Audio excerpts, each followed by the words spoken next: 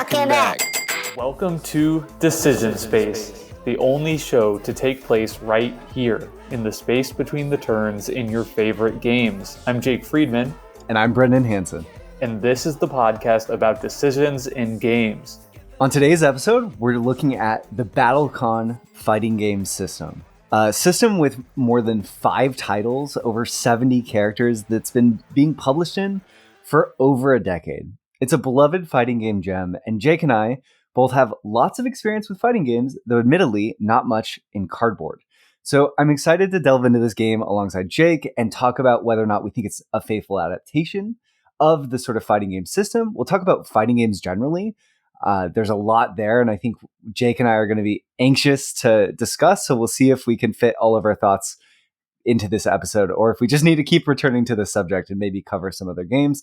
This is going to be a really amazing deep dive episode. And if you're not interested in BattleCON, you're wrong. Stay here. It's going to be a really great episode. Jake, tell me your thoughts. Yeah, I think you nailed it. BattleCON is a really interesting game that features a decision space totally unlike any other that we've covered on this show. And I think it's also a decision space that exists in a smaller, condensed version within lots of other games that you probably already know and love. So, even if you're not interested in fighting games, or maybe you're off put by the art and themes, since it's sort of got the anime tone that's going to be hit and miss for people, I think there's a lot of value just for understanding games and how they work in this game, which is why it's been one that I've really been excited to cover on this show from the very beginning, especially because of Brendan and I's background in fighting video games. Which I guess we'll get into after we do our whole program of things. We got to get through our ratings and reviews. We got to get through the game background and the rules overview, and then you can hear about our personal histories. But right here at the outset, Jake, I want to hear, what's your rating and review of BattleCON? Yeah, this is a game that I really love. I think it's just a genius system. I'm giving it a 9 out of 10. I'm going to give it a 9 out of 10. It's a ton of fun. I also think it is a delicate system that works best in its most simplified form. So my main criticisms against this game is that sometimes the complexity can just get a little bit out of hand, and then I'm not able to enjoy the core gameplay loop that I like so much in the simplified version. So a great game, a light game that sometimes does too much. 9 out of 10. Awesome. Okay, here's mine. BattleCON is one of the best board games I've ever played. It's a game that captures the essence of fighting games, which are games that focus the objective on one key point, knowing your opponent better than they know themselves. They task players to forge their path to victory on that insight, which is invigorating, tense, joyful, and at times, crushing. Somehow, BattleCON distills everything I love about fighting games into something new. A ponderous and wonderful game, 9.5 out of 10. It's not quite perfect. There's a few rough edges, like Jake mentioned, and we'll talk about those too. But overall, everything going on here excites me so much. And this is one of the games that in recent memory, maybe in the last 3 years, that I've played numerous times and I can't stop thinking about when I get to play it again. I just want to play BattleCON all the time. Thinking about it all the time. It's the type of game that you can just be like, today we're playing BattleCON and have a friend over and just play game after game. And it's probably each subsequent session of BattleCON will be more rewarding and fun than the previous one, as you sort of learn more about the system, the characters, and so on. But it's also, for a game that we both rated high, right? 9 and 9.5. I think it's a little bit more of a delicate magic circle than some of the other games that we're sort of putting up there that I think are more robust in the situations that they can accommodate. It really requires people, I think, entering with a certain mindset and looking for a certain thing to get the most out of it. I think that that's absolutely true. And I appreciate that you're sharing this sort of caveat up front, because I've said this to multiple people who I've talked about this game with in the last few weeks, which is that this is an incredible game that you absolutely have to have the right audience for. You couldn't just pull this game out with anyone. And I think at the outset, they have to be interested in the theme, or I guess in the mechanical genre of fighting games. And then the anime theme can't be too much of a turnoff. If it is, you're lost, it's never going to hit. But I guess let's get into the game background, because BattleCON is really big. There's a lot going on, and I think it's important Jake and I talk about what we have experience with and what we don't, and maybe what we want to have experience with. But BattleCon is published by Level 99 Games, and it's published by and designed by its Level 99 Games founder, D. Brad Talton Jr. So all of these BattleCon games come from D. Brad Talton Jr. They're designed by him, and he also founded the company that publishes them. You might also know Level 99 Games for games like Millennium Blades, the game that simulates a trading card game experience within a board game. So it makes you feel like you're playing Magic and drafting, or maybe there's a little bit of Yu-Gi-Oh! Influence in there. Also, that company has published games like Exceed, another fighting game system that's really different, much more uncertainty baked into the mechanics of that game. A game called Bullet that is an adaptation essentially of the shoot 'em up genre from video games. So a lot of what Level 99 has tried to do is adapt classic video game genres or sort of game styles into board games and a cardboard, and they've done a really good job of that since their inception.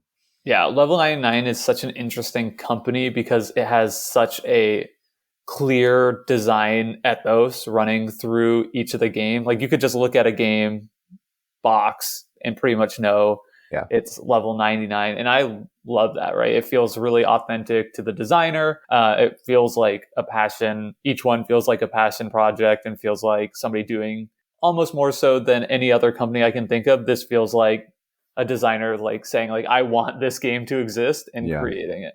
And I think for all those reasons, it's probably also the most love it or hate it company that we've covered. I kind of feel like Level 99 is kind of something that's like, you're probably going to love every offering or maybe stay away. I think to that point too, Jake, there's this potential when you're doing these sort of adaptations, we're trying to capture the essence of something that exists in a different type of media to feel derivative in a way. And from my experience with Level 99 games, they don't. They feel like totally fresh works. I wasn't super excited about the BattleCon aesthetic when we were getting into it. I was very excited about the mechanical background. But I will say the more time I've spent with the game, the more the world that Level 99 and D. Brad Talton Jr. have created has drawn me in. I'm not fully invested yet, but I'm intrigued and I want to learn more. Yeah. And I guess we should also say at this point, have you played any of their other games besides BattleCon? I only have experience with Millennium Blades, which I really enjoyed. And I've only have experience with Exceed, which I would say is, you said is very different fighting game system. It's certainly much more similar than it is different. It has a lot of kind of, it feels different to play because of the uncertainty, but a lot of the same ideas in BattleCon have been adapted by that. And I think I know Paul Solomon, friend of the show, like significantly prefers Exceed and thinks it's like a strictly better system. Obviously, opinions will vary on that. I think I like BattleCon a little bit more myself, but I also have a lot more experience with BattleCon than I do with Exceed. I've only played a couple of games of that. Do you think it's fair to call Exceed a more streamlined game? I don't think I'm qualified to answer that. Interesting. Okay. At first blush, I wouldn't say so. More to come maybe on Exceed in the future. Yeah. It's a game I'm really interested in learning more about. But for now, this is an episode on BattleCon, so we're going to focus on BattleCon all day from this point forward, except for when we're talking about the games maybe it adapts from. But a little bit of BattleCon history, because we talked about how we're really covering the system today, but there's 5 standalone expansions that exist for BattleCon, or standalone games, boxes, that you could just buy one of those boxes, and it's the complete BattleCon experience, but it has a unique set of characters. So I want to name all those and kind of go through them really quickly, and Jake and I will note which ones we've played. So the first one that came out was BattleCon War of Indians in 2010.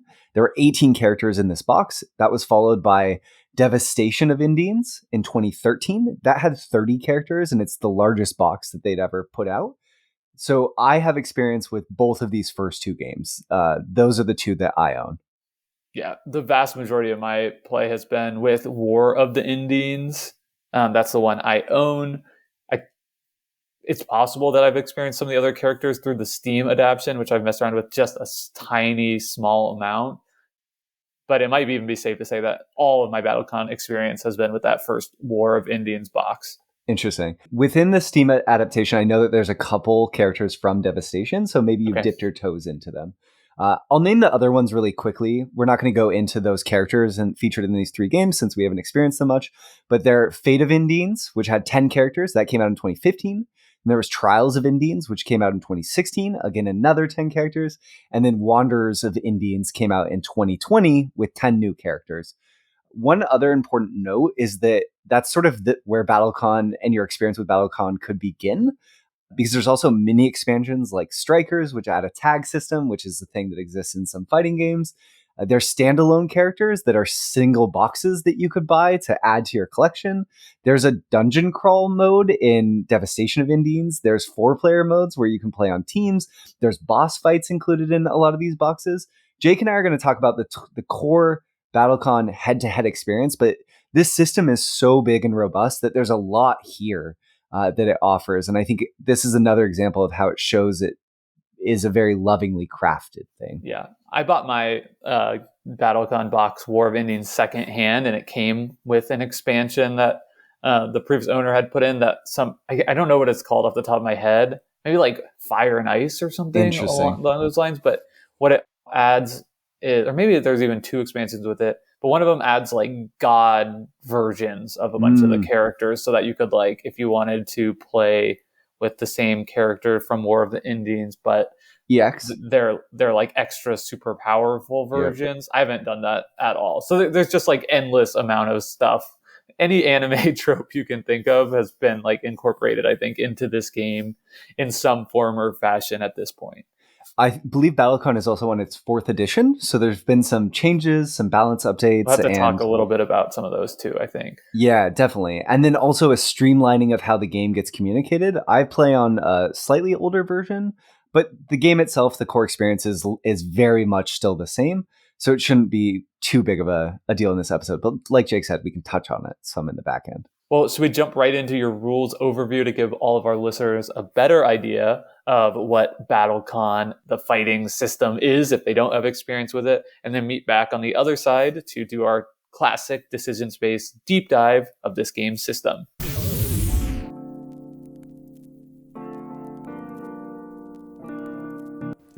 BattleCon is a 2-player perfect information card-driven fighting game. Each game, players utilize 2 sets of cards, bases and styles. Bases are a set of mostly shared cards that each player has access to: dodge, strike, grasp, burst, etc. Styles, on the other hand, are asymmetric, character-specific cards unique to each of BattleCon's 70+ characters. Every card in BattleCon, bases and styles included, have 3 stats associated with them: a range, a power, and priority. Each turn, players simultaneously choose 1 base and 1 style to pair together to make up their attack pair. Range, power, and priority on the bases and style chosen by each player are added together. Then simultaneously, these attack pairs are revealed and resolved. This process of choosing an attack pair, simultaneously revealing them, and resolving them is called a beat. You should think of this as a turn. The goal of a game of BattleCon is to reduce your opponent's starting life total, typically 20, to 0 by landing hits with attack pairs. BattleCon is played in a 2D 7-space plane. The range of an attack pair refers to how far an attack goes in this space. Short-range attacks typically require you to be 1 space away from an opponent to hit them. Power refers to damage dealt to the opponent if a hit is landed. Priority determines who moves first after attack pairs are revealed. Specifically, the player with the highest priority moves first. If a player is hit, they are stunned and lose their ability to attack back this beat at all. However, many attacks have special effects, including but not limited to Stun Guard, which allows players to take a hit and strike back.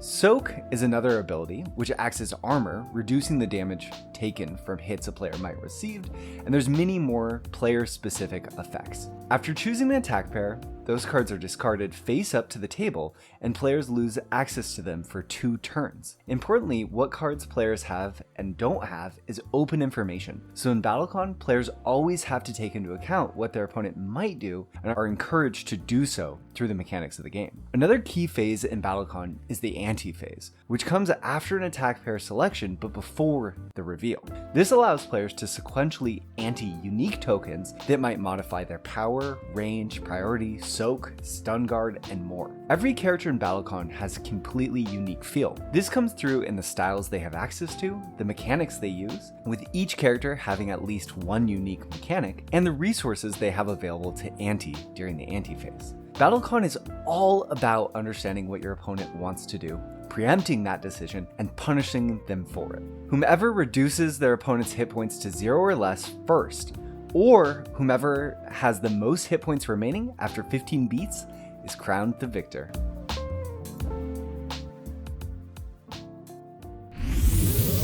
Thank you, Brendan, as always, for recording that rules overview. Hopefully that gave you some idea of how this game works, and we're going to dive right into it now. And I think the thing I wanted to say up front is one thing that I think is interesting about a conversation about the decision space in BattleCon is you mentioned earlier how, this is a game that tries to essentially re-implement something that exists in fighting video games into tabletop. And I think what's so interesting about that is what Brad Talton has done with this game is in so many ways like taken the decision space of a fighting game, right? What players are thinking about, the choices they're making there, and put it into this other format, into the tabletop format. And I just think that's kind of fascinating. It's hard for me to think of another idea of like porting a decision space in that way, except for maybe, I guess, some maybe sports type of games. Yep. But even then, it doesn't feel quite the same. What's so interesting too to me with that, Jake, is that it's so much that because mechanically, what you are able to do in a physical game is so different than when you have the direct input of playing a video game. And there's this so much iteration done in the early 90s on fighting games, right? Like Street Fighter 2 came out, basically invented the genre of what this is emulating, and it reinvigorated arcades. And then it had this like cultural prominence in the 90s, but those games are so much, it's interesting you invoke sports because these games are so much an example in their original form of a simulation themselves. Lots of video games had come out before that weren't really simulations, right? Like the classic arcade games of the 80s weren't really simulating anything real. Like Pac-Man doesn't really simulate anything. Donkey Kong kind of simulates something, but it's a fantastical environment. But by the time you get to something like Street Fighter 2, it is a fantastical world, but it's simulating people going into martial combat with each other, right?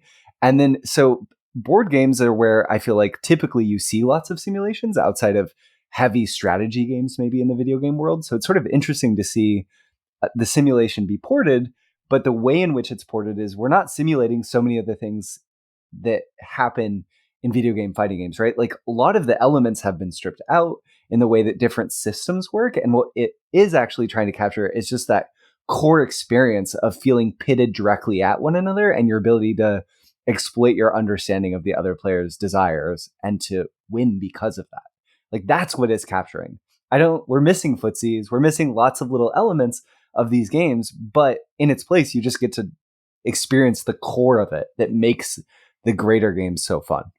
Absolutely. And I think the other thing that's so cool about that is for anyone who has any experience with fighting games, even if just played casually at a friend's or at an arcade, the first thing or learn really quickly is that they are incredibly hard, right? Mm-hmm. Like, I think the technical proficiency, I guess the better term maybe is just the barrier to entry into that genre of video games is unlike any other genre of video games that I can think of. Yeah.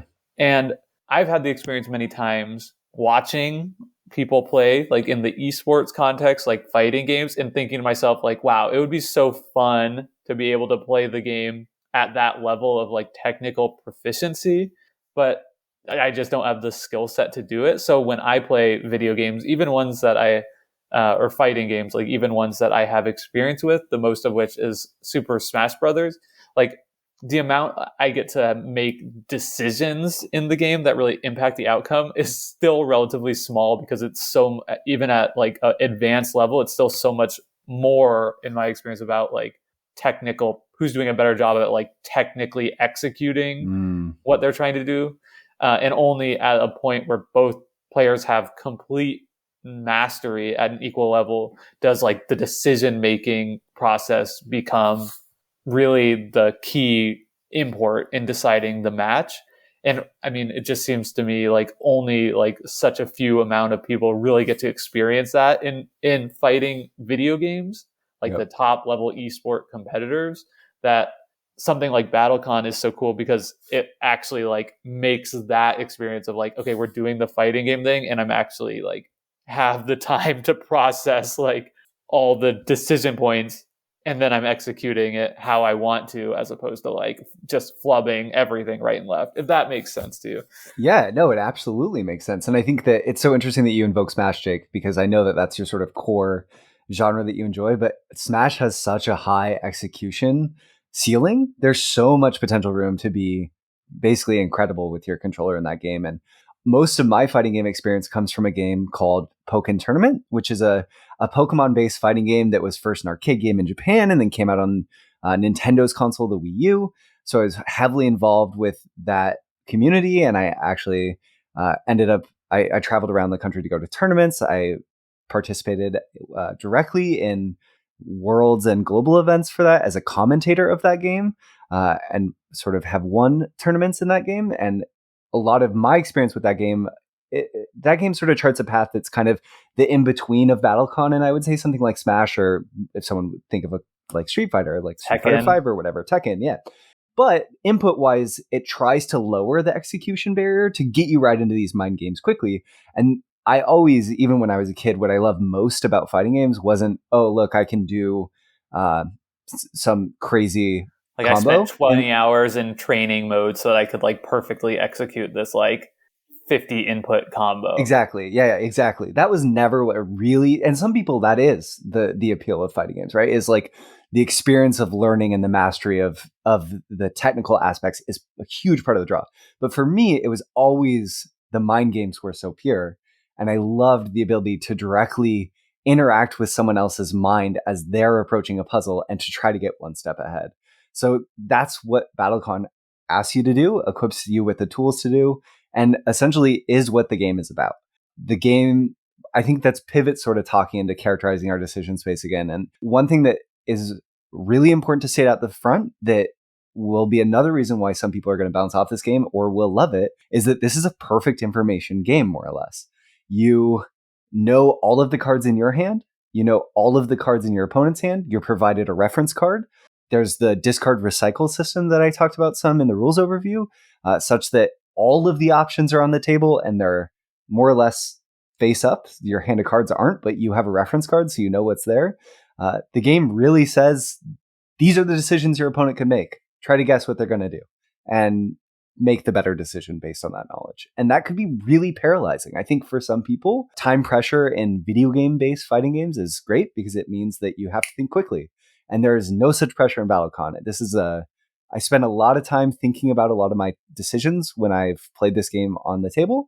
And other times your decisions are really obvious and they go quickly, but it's not out of the question that if you were very AP prone, you could spend 5, 6, 7, 8, 9, 10 minutes trying to sort out your turn and kind of fall down that hole. Yeah. I mean, it also had to be perfect information as a port of the fighting game system, right? Because just like in Super Smash Brothers or Pokken, right, you know what options your opponent has available to them at any given time, and you know they know yours, and therein is the decision space, right? Yeah. Yep. Yeah. No, absolutely. That's like one of the great ways. It's interesting because I don't want to get too far into this, but there are a couple characters that have some interesting randomness injected into the anti phase of this game in a way that reminds me of some of the zanier characters that you'll see in fighting games. But that's just cool. It's almost like a perfect port. We'll talk about it when we talk about characters, maybe, because this character is sort of like I experienced the character and I was like, what is going on with this character? This is so bizarre, but it was cool. So size and depth. This is in some ways one of the most compact decision spaces that we've covered, just because all of the elements are right there. They're laid out on the table. But because of the way that the bases and the styles combine, and then that overlaid with your opponent's decisions, combinatorically, this game the decision space to me feels very large. That's interesting. I mean, it is super. It's when you think about size and depth, right, as two separate things, I think that we could almost say that the size of the decision space is small Sure, and but the it's depth is enormous, yes, right? You have a objectively small number. I mean, not super small, right? Because you have the system of combining two different cards. So, right, that when you multiply them or whatever, you add up to, I guess, a pretty large number of possible plays on any given turn. But it's at least contained to that. But then, right, the depth is huge, just like fighting games, right? And I think to me, like the spirit of the decision space type is got to be static, right? yeah. Oh, absolutely. And it's essentially what it is like complex rock, paper, scissors. I think it's not even just the feeling. I think it's fair to just call this a static decision space because you have complete agency over what cards you move into into discard. So you always have a known set of options on the subsequent turn based on what comes before you, and it's always the same pool. There's a few tiny other wrinkles. You have a super, like a special attack, a finisher is what they're called in this game, that you can do when you have reduced hit points. But that's almost static too, because you know it's coming. You know the exact hit points you're going to get to. Both of you know the effect that's going to happen. And yeah, Jake, you're absolutely right. One other wrinkle that I will add to the card systems is also positioning. Because BattleCon happens in a 7-space 2D plane, your cards and their impact can be recontextualized based on your relationship to the other player and also the other player's options, which all of these things that I'm adding are just an argument, I think, more towards the depth being so massive. But also, one nice thing is the more you play BattleCon, I think the more you sort of naturally see what the organic pairings of cards are between styles and bases with your character. And you kind of, I think, because of that, have the ability to see into your opponent's hand and make a judgment based on what Jake, if I'm playing against Jake, I can look at his character sheet and sort of say, okay, I think that Jake's going to want to pair these two cards together. Starting, what would I do if I was starting out an opening hand, and how would I react to that? And then as we played, more and more I would gain information about what Jake does in certain situations, how he reacts to being nervous or to have it not having access to certain cards, what he does in certain situations. And that's where that infinite depth comes in. And I think fighting games by nature, the appeal of them is that they feel almost endlessly deep because the goal is to understand your opponent's decisions with the tools that they have, right? You can't perfect the game because there's no right choice. The right choice is contextual based on what your opponent does. Right. At each point in the game sort of begs the question of like, what should I be trying to do in this situation based on my opponent's positioning and health and all those different factors, right? And that's, if you dive into any given fighting game, right, that's what a lot of the discussion online kind of boils down to is people are thinking through like top level strategies. Like, okay, I'm in my shield and this other character is doing this, like what should I be trying to navigate in that situation? And that sort of thing is absolutely present in this game as well. Like, okay, I'm being pressured by Ryuk and I'm on the last space.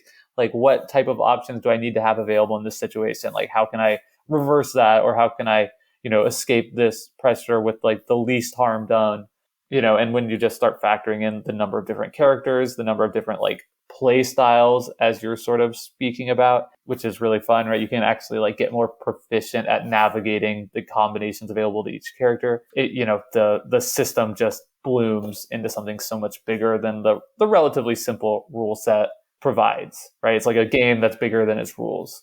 Oh, so much so. And what's bizarre too, so I didn't have a sense for how different characters might feel in this game. I was excited. Part of the appeal of fighting games is that every character feels differently and you get to express yourself by choosing a character that really sort of fits with how you want to play the game. And one of the coolest things about BattleCon is every character is so different. They all have unique mechanics that fundamentally reshape how the game will be played. And the more characters I played, the more true that keeps feeling. And I've played maybe a dozen characters at this point, maybe a few more than that. And I know that as I continue experiencing more and more, it's just my mind will continue to be blown and blown and blown. So at the end of the show, we're going to talk about characters some because Jake and I know we're going to be excited to do that. So that will be really fun. One other thing to talk about that's really key to the decision space is how much it changes and grows as you learn more about it and Yeah. as your playing partner learns more about it, because it truly is a game where, the first time you're playing, you might not find that much depth because you just are going to be like, throwing paint against the wall and seeing what sticks. But once you've internalized all of your character's options, which is really difficult to, I think, do in that first play. It's just a lot of information, much less what your opponent's character is capable of. It's just, it's going to be a lot shallower. But once you do know more, right, you can actually start predicting, okay, if I do this, what my opponent may be going to do, and get into that sort of donkey space. The game all of a sudden is a totally different experience. Adding on to that, one thing that's hard to grasp initially that really helps is the bases that every character in the game shares. You just get a default set of bases, and then some characters, maybe most characters, have an extra base that they get to add in that's unique to them. Okay. Is that those bases formulate sort of the core, they're the base of what your character can do, right? It's descriptive. And when dodge, attack, grasp, right. Shot, which is a ranged attack, or burst, And when you've played certain of those attacks, you become vulnerable to the attack that would best counter it, right? There's this sort of pace and flow to fighting games in the way that they work, where you're on offense and then you're on defense, and you're trying to sort of bide your time and wait your turn to go again. And I think in BattleCon, the way that gets captured is when you lose access to certain of your bases, or even some of your styles, depending on your character, you move from being in a position where I'm really on the offensive and I'm trying to land a hit, to how do I wait for the card that I want to come back and ensure that I'm in the right positions in terms of the space to set that up. So you have really interesting turn-to-turn planning, but so much of this game is also trying to think 2, 3, 4 turns ahead. And then on top of that, what your core strategy is of, am I trying to be right next to my opponent in this matchup, or is this a matchup where I need to try to be as far away from the opponent as possible, and I'm trying to play more of a zoning game? It's all the classic fighting game stuff, and it's so much represented perfectly. Yeah. I think if the core of this game is rock, paper, scissors, the thing that enables it to be fun and interesting is this hand management puzzle, to put it in terms that board game enthusiasts are likely to be familiar with. And sort of that puzzle of, I have this one super powerful base, all characters do, that really facilitates what my character is trying to do. So you want to play it early and often, but also not having it in your hand means that's an enormous threat that your opponent doesn't have to worry about. So how do you navigate that puzzle of making the most out of it? And sometimes that can just be by applying the pressure of, oh, they could play this card. Totally. And I think that this game does such a good job of having that for offensive options at range, offensive options up close. And then also there's one really strong defensive option in this game, dodge. And dodge basically says, if you dodge through your opponent, they cannot hit you. So it's sort of your downbeat, and it's your opportunity to get cards back. If you have dodge available, your opponent has to consider it. Once you play it, they don't have to worry about dodge for 2 turns. So all of a sudden, you're much more vulnerable, because just the potential of you dodging throws a wrinkle in what they have to consider. And I really love the sort of commitment aspect of that, where if I dodge and I miss because my opponent played a attack pair that allowed them to move, or something, and they step out of the way and land a hit, I'm in trouble. And dodge makes it such that you're never attacking. And I really like that sort of this core essence that the language of every player, of every character, is that core game is so tight and so interesting. In Jake's language, that core rock, paper, scissors, it's sort of this 5-way rock, paper, scissors start. It just works really well. And it's sort of perfectly tuned and is fun. It would almost be fun without the extra characters, almost. But then you add in those and you're just off to the races with possibilities. And it also does such an interesting thing with like control of the match, right? Once you know you're on the offense or know you're on the defense, the decision space shifts for you. Yeah. Like, I think I feel this most concretely towards the end of a game when I'm winning. And it feels less so like I'm trying to land the killing blow a lot of times, even though ultimately that's what you need to do to win. You need to bring their life down to 0. but more like I'm trying to find that checkmate, right? I'm trying Yeah. to navigate into a situation where I can be assured of my victory, which is possible, right? So getting them to burn that dodge. Yeah. I think that what especially sort of amplifies the potential there, Jake, that I really love, and I think what would make BattleCon apply to board gamers who enjoy puzzles is the range aspect of different attacks provides a really rich texture to the decision space. And this is so I mentioned this in the rules overview, but every base and style has a range, and those are additive. So maybe your attack would hit 0 to 4 spaces. So if your opponent is 5 spaces away, you'll whiff. That's a pretty generous range. But some of the most attacks in the game, the most powerful attacks in the games, the one you really want to land, will be really specific, right? You can only be 1 space away, or this only hits if your opponent is 5 spaces away from you or 6 spaces away from you. That becomes a really specific scenario that you're trying to create. But if you can set it up, the system generally rewards you greatly. So can I tell an anecdote really quickly, Jake? Yeah, of course. One of the most recent games I played of this was I was playing a character called Caitlin Von Sorrel, who uses these wormholes. I might talk about her a little bit more later, but I just want to say that her finisher, I was behind in the game. I'd been behind in the entire game, so I knew the only way I could come back was by landing my finisher. And the finisher had a really specific range. It was like I had to be exactly 6 spaces away, I think. So I played the final 3 turns of the game. My second to position myself appropriately, my second to last turn of the game, I dodged backwards to miss an attack, right? To get out of the range of an attack, dodging out of my opponent's most powerful attack pair. So the next turn they were sort of on defense, and I dodged exactly 6 spaces away and was able to land my finisher. And it just, to me, captured the sort of everything coming together aspect of when a plan goes right in fighting games that feels so good. And also captured I just solved a puzzle that really challenged me, of the puzzle of what my opponent wanted to do, the puzzle of what our characters could do, and put those pieces together in a way that board games typically really reward you and make you feel. So it sort of was the peanut butter and chocolate moment of my gaming life. It was so it was great. And the game does such a good job of like helping you to visualize it in a fun way. I think that's part of the magic of the attack and base pairs, is it like automatically puts you in the space where you like almost can't help but sort of visualize what's happening in play. Like you do the sort of like theater of the mind. I think anyway. Thematically even, right? Right, exactly. Yeah. Because it's just like, blistering dodge, and like you can't, and then you realize like you're 1 space out of range, and that attack must have just swung like right by the tip of your nose without hitting you.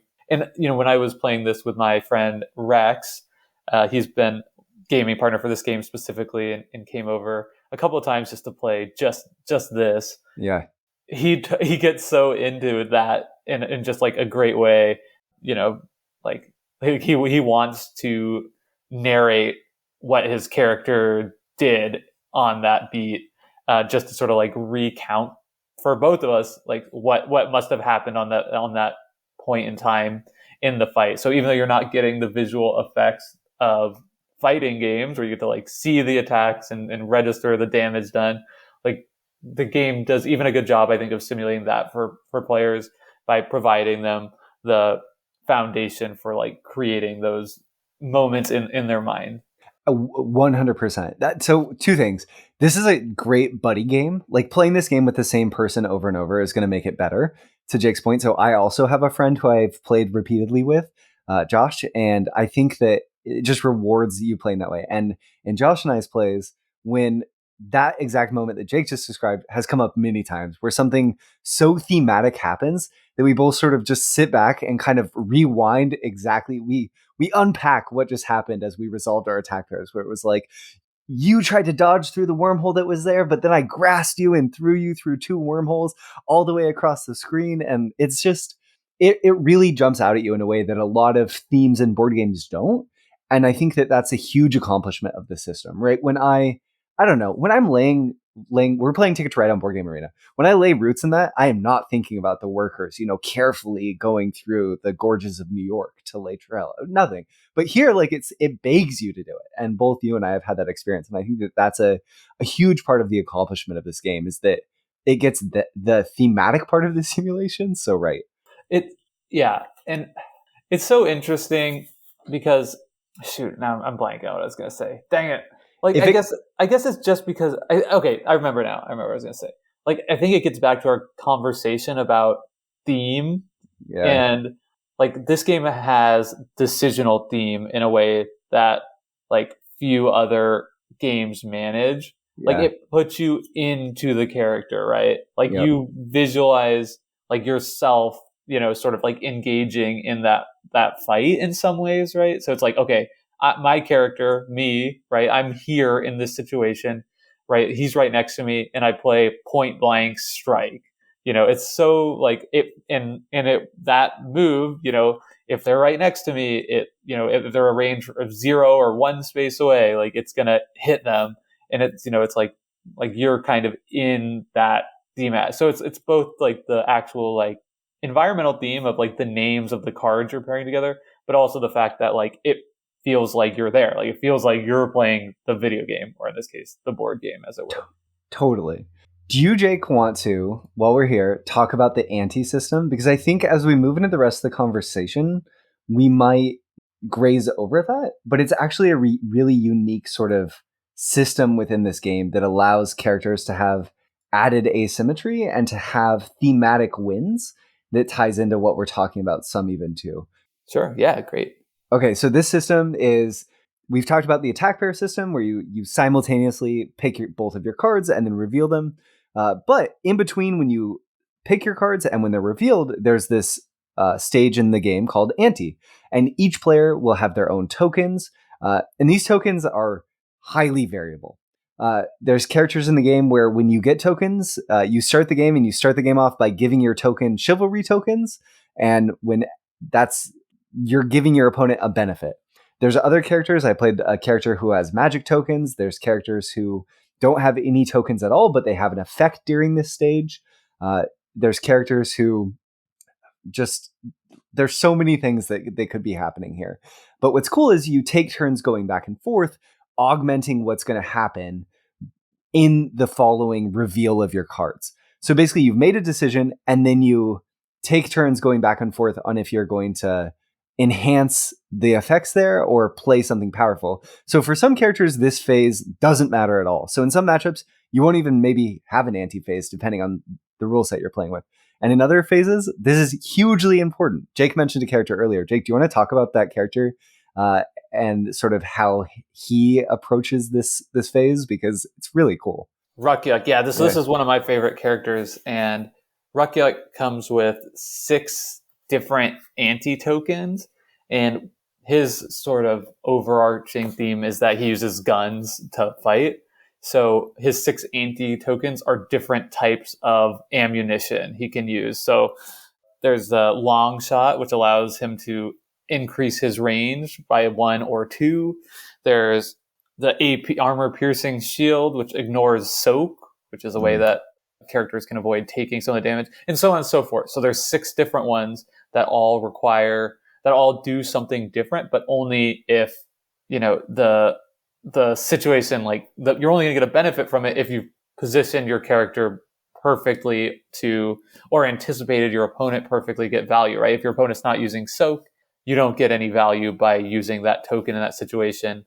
And then the custom base or his special base is a reload that is like an offbeat, but you get to pick up all your tokens. So it's like a whole other sort of, not an economy, but a whole other kind of resource management system that this character gets to play on top of that. And I really enjoy resource management type games, so that this character really appeals to me because I get to like play this other type of board game mechanic that I really like within, like layered on top of this game.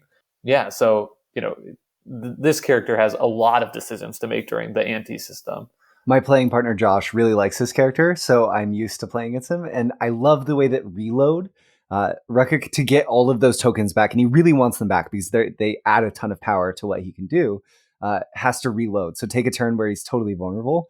And the guessing game around that becomes so fun because maybe you're going to wait until you've used most of them and then do it, right? The pressure mounts. But maybe one of the tokens that you have is really strong in a certain matchup. So maybe you're going to use it and then surprise me with a reload, and trying to play that guessing game of is Jake or is Josh going to reload now? And do I try to go in? It adds so much depth. I will also say this character is so brutal. If you make a mistake at the opening of the game, you can end up in a really tough spot where it's very difficult to get back in range of this character. And yeah, really cool how he shifts the gameplay. I also, Jake, I want to mention, so have you heard of the character Atavia 6? It sounds familiar. Okay. It might be in my game, is it? I think it might be, she might be in Devastation, but this is a character who doesn't have tokens during the anti-phase. In the anti-phase, instead, what she does is she makes a guess. If she can guess the priority of the opponent's revealed attack pair, instead of that priority being whatever it is, it becomes like -10. So if she can guess the exact priority of the pair, all of a sudden she always is going to get to go first. So it's so much of this guessing game themed around, she's sort of like this Terminator sniper, where if she knows your position, you're done for. And Josh and I had so much fun because my character in this matchup had no tokens in ante. So our ante phase was just, if he could guess my priority, he was going to land this massive hit. So it was just this hilariously fun guessing game. And it really affected how I was bringing my attack pairs together, trying to have priorities that he couldn't guess, right? Like trying to be higher than I normally would or lower than I normally would. And that really matters in this game. We haven't really covered it. And I want to hear your thoughts on this, Jake, is that one thing that I think could be off-putting to board gamers is if there's this system where if you get hit, you don't get to go that turn if you get hit first. But there's another system on top of that called Stun Guard, where you could maybe stun 1 hit or 2 hits of damage or 3 hits. But there's the potential where within the sequencing of attacks, when you go really matters. And I think that higher order puzzle of, do I want to move fast this turn, or is moving slow okay? And if I move slow, I'm doing that because my opponent's going to move, but I'm going to soak. I have stun guards and I'm playing a lot of soak. So I'm going to take a hit on purpose that won't do much damage. And then I'm going to counterattack back. It just, to me, that's where a lot of the depth and richness comes, is the timing aspects of BattleCON 2. So I just really wanted to highlight that. The priority system is perhaps the most pivotal, right? Like either out prioritize them or make it irrelevant because you're using your dodge correctly, that type of thing. That's hugely, those moments are so hugely pivotal in deciding the winner of the game. It's interesting too, because priority is it's a word that I heard a lot when I was younger playing fighting games, sort of before I knew the background of how they actually work. And I think some games do sort of have these like priority systems where this attack will always trump this attack. But oftentimes what's actually happening is, don't worry, I'm not going to get too mathy, too nerdy, but there's a frame system where certain attacks are faster than others. And what's actually happening when you play video game fighting games is you're learning how fast certain attacks are, how many frames of animation happen. And this kind of like simplifies that so perfectly, but it captures some of the essence of this game of chicken that's sort of at the heart of it, is of, I'd like to do this much stronger attack, but it's slow. And can I do that? Or is my opponent just going to attack and stop me? And then I won't get to do the attack at all. I've wasted the attack pair. So I like that part of fighting games is really fun because it's sort of like, it's all about how patient are you? Do you want to play this slow game where you chip away at someone, or are you calling your shots and you can land a big blow because you know exactly what your opponent's going to do and this is the spot? And this system sort of captures that perfectly, and it allows you to have some of the emotional undergirding that makes that system actually interesting, where if I'm so desperate to land an attack, Jake will know that and punish me for being too desperate.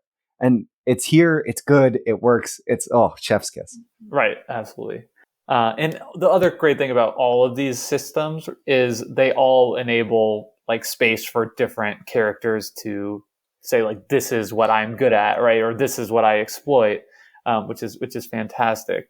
One of the characters, like, even like something like Stun Guard, there's a character Cadenza that's literally like a tank, basically. Yeah. So it just has a massive stun guard on all of his moves, or the majority of moves.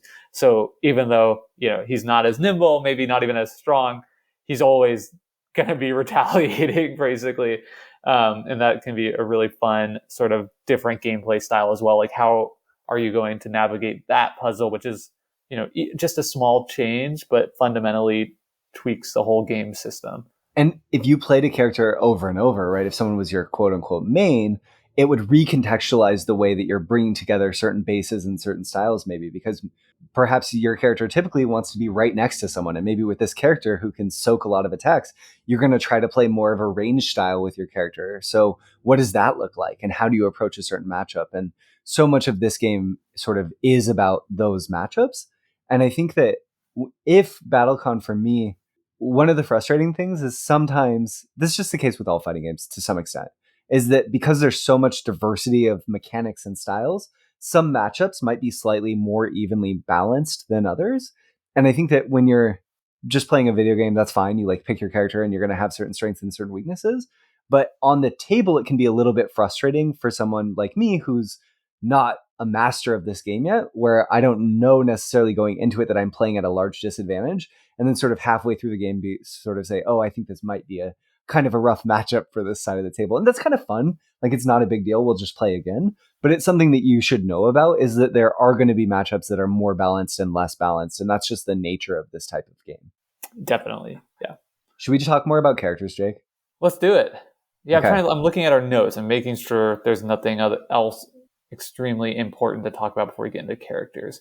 I guess one thing I did want to mention first is, what system are you playing? Because this game actually has like sort of 3 different, I think, versions of how the final attack has worked. Have you dug into that at all?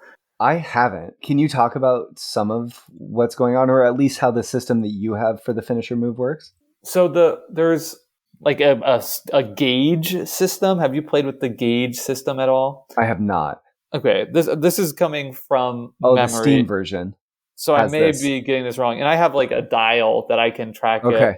I don't know what box this came in, or if it was like an expansion thing or what.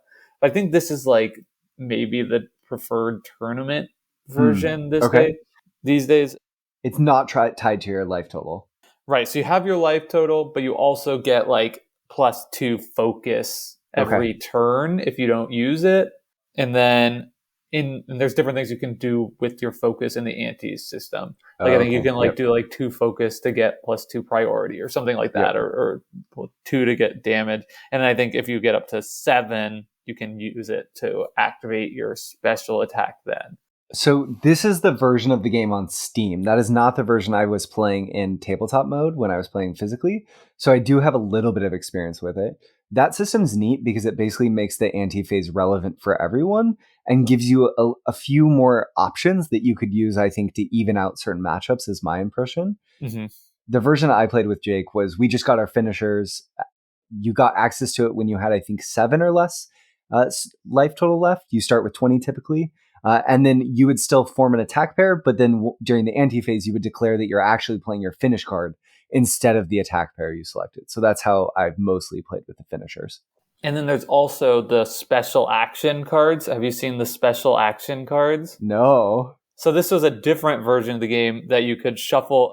You'd also get a special action card in your starting hand. Okay. And it's pretty cool. The way this special action card works is you would play it, and then depending on what you pair with it. So it's like if you use strike, drive, or your unique base with it, then that means when this comes out, it's your finisher card, and you can only use it when you have 7 or fewer life. Okay.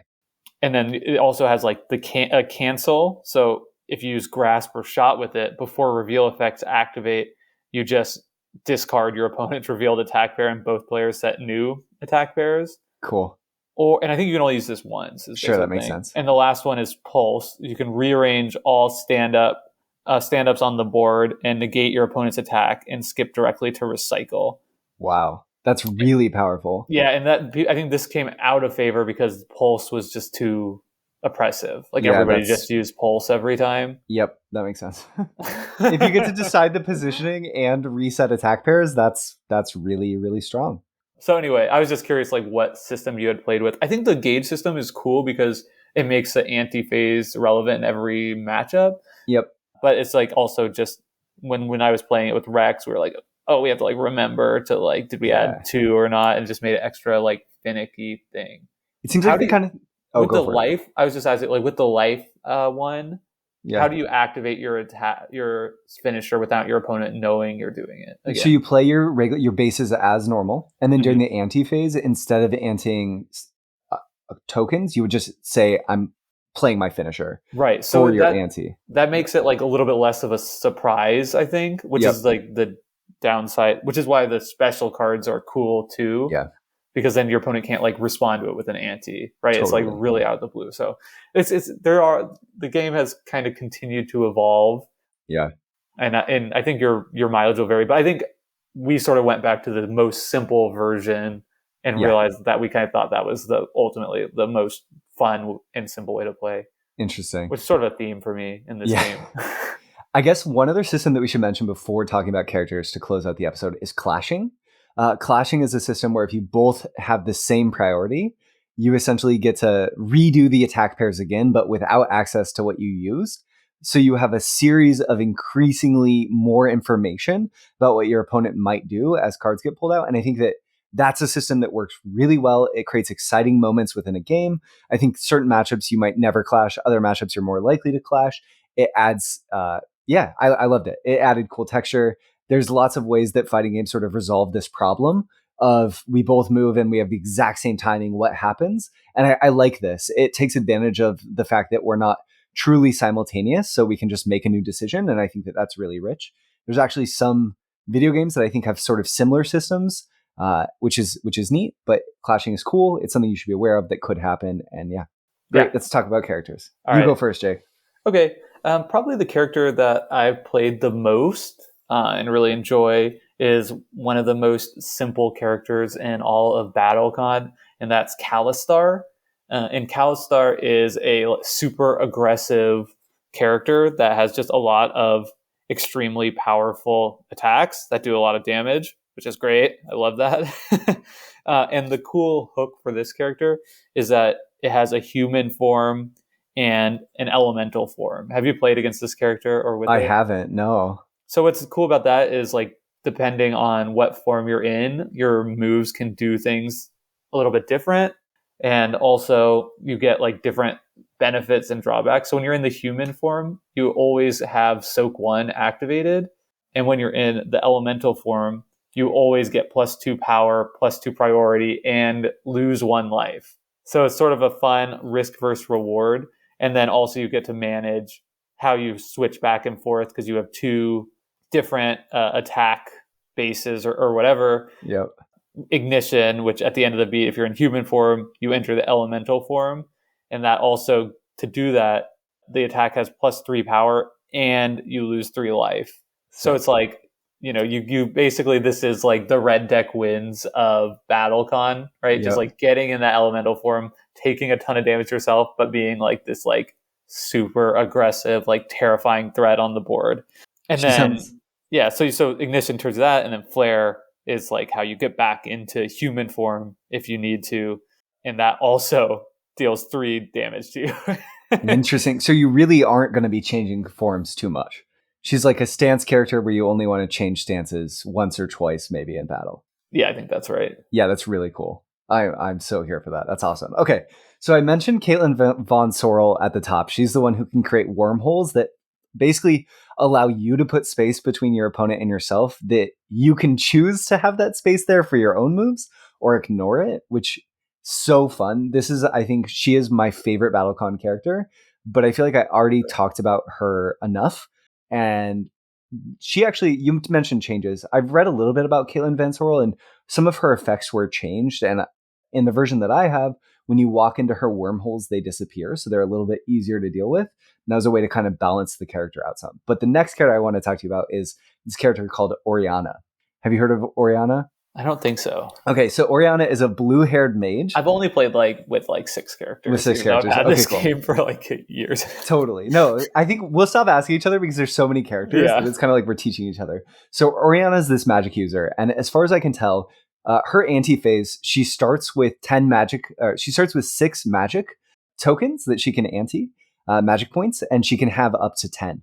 And all of her attacks for the most part are affected by how much magic power you ante during the ante phase. So it's this resource management game about getting magic power and then using it at the right time. But the more I play this character, the more I realize that so much of what she's trying to do is not necessarily to land lots of hits. A lot of characters in BattleCon, you just kind of want to be consistently damaging your opponent. Playing Orianna, it seems to me that what you'd like to do is you're playing basically a runaway zoning character where you're trying to create space from your opponent so you're not getting hit, and you're building up magic power, because what you're going to try to do is spend a lot of magic power all at once and just land a massive hit, like nuke your opponent for a ton of damage, and then run away again, build up a ton of magic power. So she's this annoying zoning character all about resource management. I wasn't able to play her effectively, but she seems neat, and she was the character that I played with where I was sort of like, wow, this system is so robust.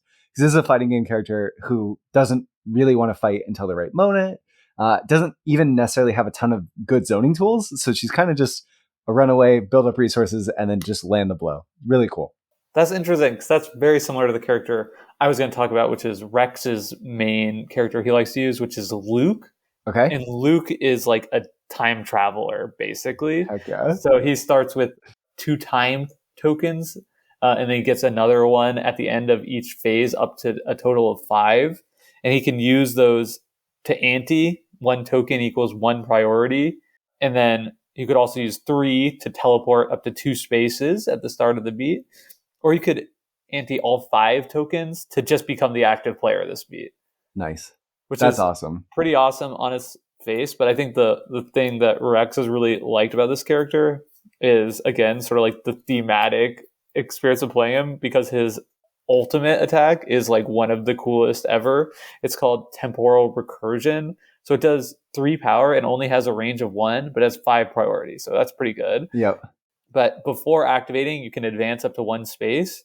And then after activating, you may spend a time token to execute this attack again.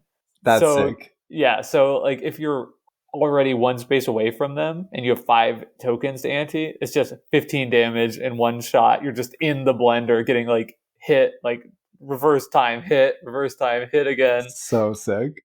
Or that person, you could just picture the character like blinking towards you a couple spaces and like hitting you for 9. So good. Very, very fun thematic character, but it works really similarly, right? Where he's sort of baiting, dodging to like power up those in terms of time tokens, and then it's kind of like glass cannon style. Yeah.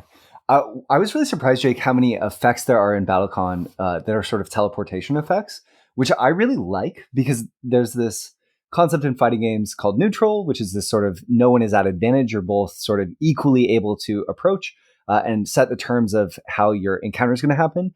And one cool thing about BattleCon is you could end up in a really unfavorable position where you're really far away from the opponent, and all of the movement options that you have, these teleports, really help you reset to where you want to be on the screen. And BattleCon is definitely a high agency game.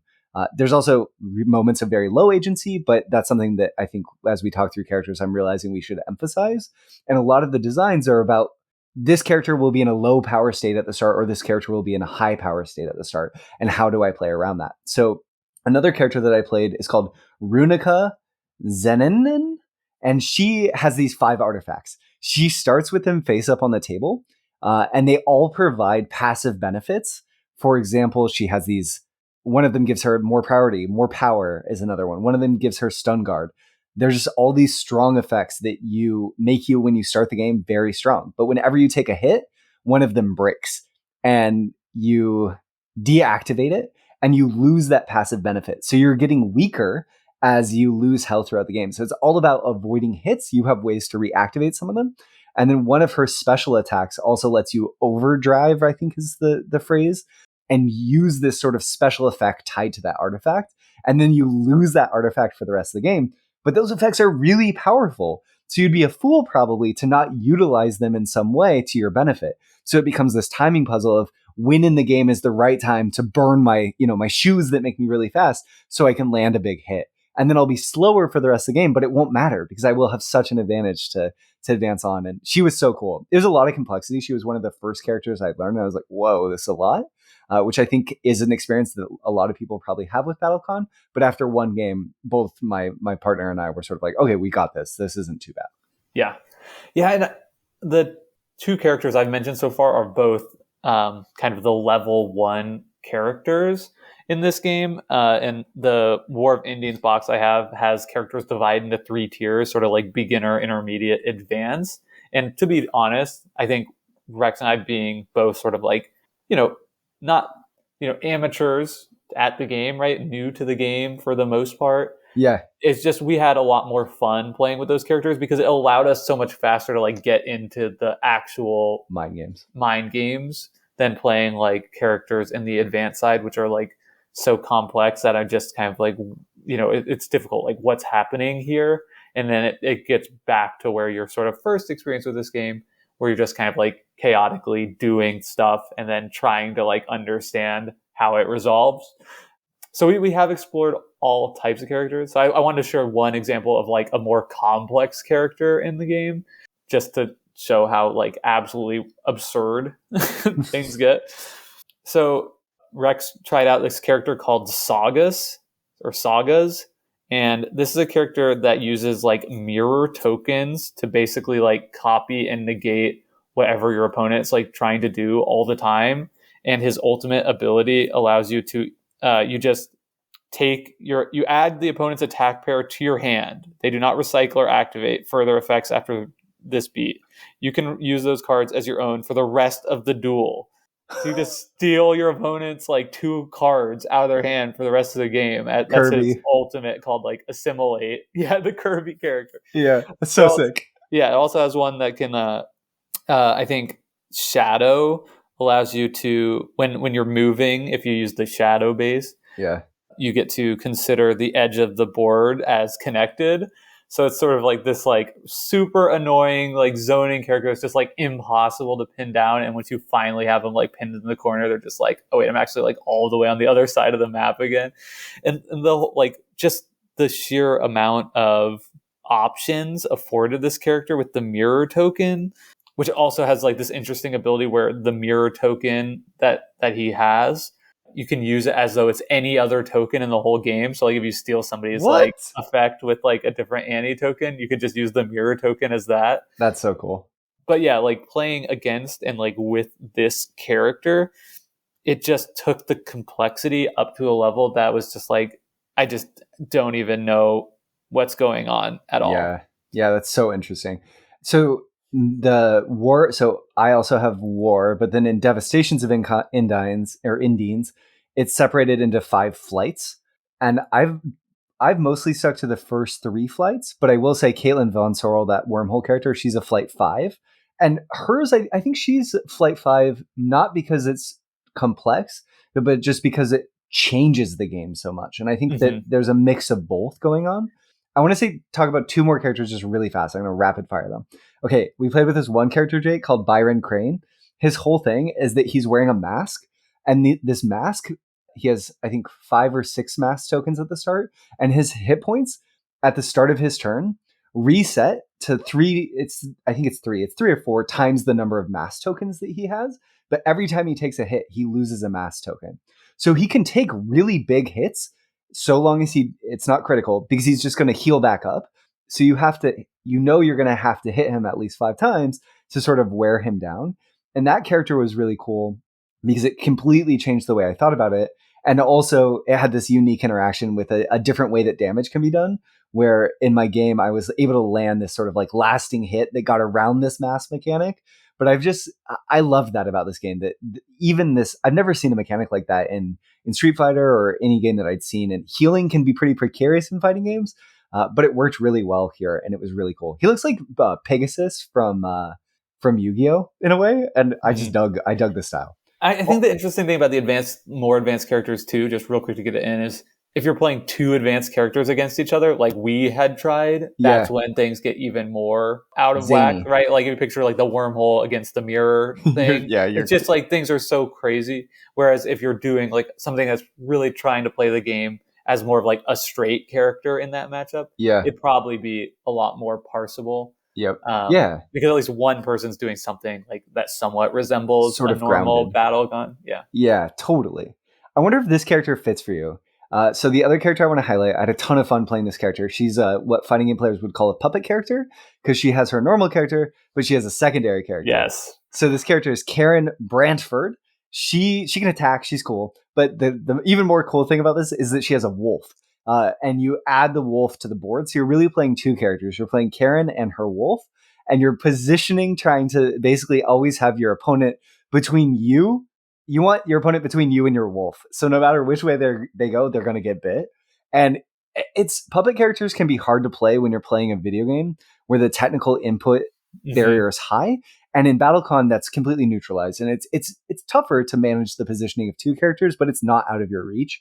And it's so fun.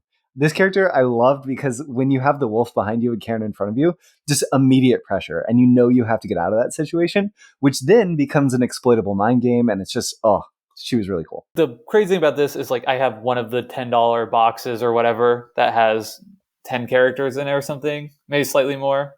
I've got 18 characters of a cheap box, and I feel like I have content for years. Yeah. Like I don't feel like I've even scratched the surface on the number of characters I've had because you want to play them more than once, right? Yeah. It's not enough just to like you play it once and it's like, okay, now I get it. So I have to play this character again where I typically am not digging through them after one. But I think that brings us to the end of our episode. I think if you've listened to this, you probably will really know whether or not BattleCon is for you and something that you might enjoy. I think if you're somebody who's enjoyed fighting video games and you're here listening to this podcast, it's like a must try. Yeah, definitely. And if you have any thoughts or want to discuss this game with us, you should absolutely do that by reaching out to us. On our Discord is probably the best place. There's a link in the show notes. You could also email us. You can find a link to that on the show. I really quickly want to shout out also that next week is our big year-end review of every game we've played throughout the year, and the community is invited to rank those games as well. We'd love to hear your thoughts on games we've featured throughout the year. So if you're listening to this as close to when this releases, check out decisionspacepodcast.com/rankings for more info. Jake, I'm going to have to run, but it's going to be really hard not to want to play and discuss more BattleCon in some capacity on the show. Maybe the answer is we just have to delve into Exceed, but I really love this system. I really want to play this game against you. And like you, I feel like I have enough BattleCon for the rest of my life, but somehow I want more. So maybe we should play it on Steam and stream it. That would be awesome. That would be so cool. All right, well, we'll think about that. But until next time, thank y'all so much for listening to this episode of Decision Space. We will see you next week for our big year-end review and ranking all the games we played so far this year. So looking forward to that, Brendan, and we'll see y'all then. Bye, y'all. Bye.